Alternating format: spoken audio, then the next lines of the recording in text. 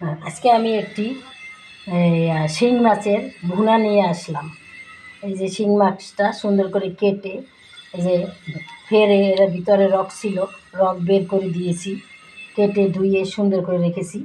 এটা রান্না করার জন্য লাগবে এই যে হলুদ, এই যে ধনিয়া, পেঁয়াজ, রসুন, পেঁয়াজ বাটা, এই যে মরিচের গুঁড়া, ধনিয়ার গুঁড়া, লবণ ইত্যাদি। এই যে শিং মাছটা এবার ফ্রাই প্যানে দিয়ে দিলাম এক এক করে। মাছটা একটু ভেজে নিচ্ছি। শিং মাছের ঝোল করা যায়, অনেক কিছু করা যায়। আমি একটু আজকে ভুনা করব। এই যে মাছটাকে ভেজে নিচ্ছি।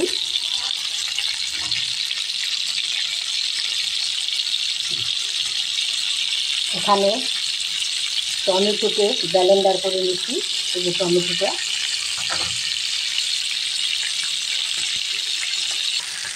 মাছটা একটু হালকা করে ভেজে নিয়েছি। মাঝখানে ডিম দিয়েছি, মাছের ডিম অনেকগুলো ডিম বের হচ্ছে, ডিমগুলোও দিয়েছি এবং মাছগুলো ভাজা প্রায় হয়ে গেছে। হালকা করে ভেজেছি, বেশি ভাজবো না।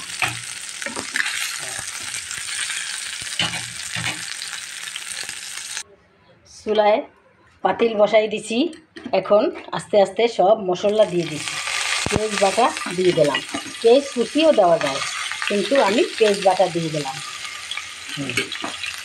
এখন এক চামচ মরিচের গুঁড়ো দিয়ে দিলাম, ঝাল আপনার স্বাদ মতো।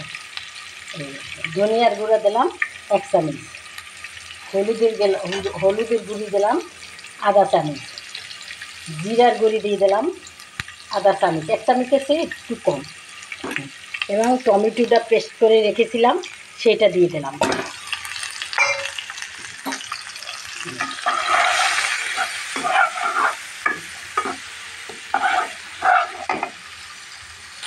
এই যে দেখেন মশলাটা কষানো হচ্ছে, সব কিছুই দিয়েছি, কষানো হচ্ছে। এবং দুইটা কাঁচামরিচও দিয়ে দিলাম, স্বাদ মতন লবণও দিয়ে দিয়েছি। এখন মশলাটা কষানো প্রায় হয়ে গেছে। এখন আমি মাছটা কষানো হয়ে গেছে। আমার এই চ্যানেলটা আপনারা সবাই সাবস্ক্রাইব করে দেবেন, যাতে সবাই দেখে, আমাকে জানি সুন্দর সুন্দর ভিডিও নিয়ে আসতে পারি, রেসিপি নিয়ে আসতে পারি, সেই সুযোগ করে দেবেন আপনারা। এবং পানি ঢেলে দিচ্ছি, আর কিছু অল্প পানি ঢেলে দিচ্ছি, বেশি না, এটা ভুনা করবো তো, তাই অল্প পানি ঢেলে দিচ্ছি। এই যে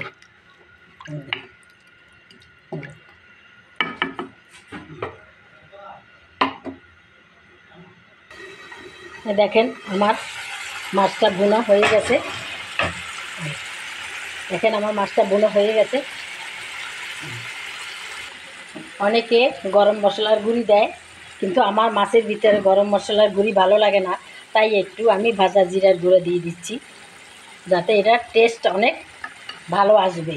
তাই এই দেখেন আমার মাছটা ভুনা হয়ে গেছে। দেখেন কত লোভনীয় হয়েছে। দেখেন আমি একটু জিরার গুঁড়ি দিয়ে দিছি, ধনিয়া পাতাও দেওয়া যায়, গরম মশলার গুঁড়াও দেওয়া যায়, কিন্তু আমি মাছের ভিতরে গরম মশলার গুঁড়ি আমার ভালো লাগে না, তাই দেইনি। আপনারা দিলে দিবেন। আমার এই রেসিপিটা যদি আপনাদের ভালো লাগে, অনেক অনেক লাইক করবেন, শেয়ার করবেন, ভুল ত্রুটি হলে কমেন্ট করে জানাবেন আমাকে। আসসালামু আলাইকুম।